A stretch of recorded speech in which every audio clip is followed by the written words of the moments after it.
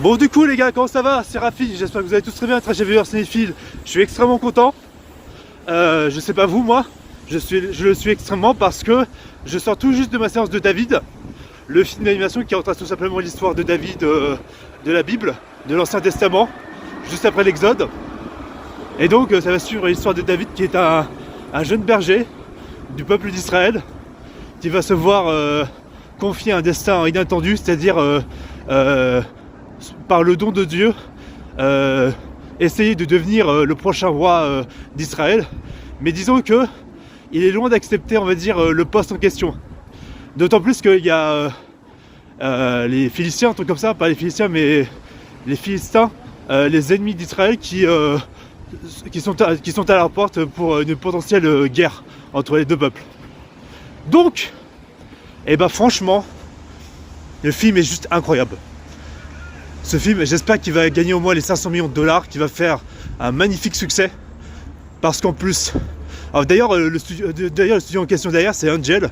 Angel, vous connaissez notamment, que vous connaissez notamment pour The Chosen, la série ultra populaire dans le monde qui raconte l'histoire de Jésus. Jésus qui est joué par Jonathan Romy. Et d'ailleurs, il faut savoir que Angel, c'est tout un collectif aussi d'anonymes et aussi de gens qui sont très religieux et qui bien sûr sont reliés aux églises, tout ça aux États-Unis, et qui font des dons, qui font justement des partenariats pour permettre la production de ces œuvres en question, justement, de Angel, dont le film en question dont on va parler aujourd'hui. Le film est magnifiquement poétique, la musique est épique. Vraiment, ça mène bien le côté épique et à la fois dramatique et contemplatif, tu vois, de cet environnement, de l'histoire même qui est celle de David, tout simplement, qui est littéralement universelle. David qui est tout simplement excusez-moi, une débile mentale. Voilà. Bon bref, malgré les débiles mentales. Donc ce que je disais, c'est qu'on a un David, un personnage principal qui est extrêmement attachant, qui a une magnifique évolution. Oui, ce sera full spoiler d'ailleurs pour les parties en question, des critiques short sur le film.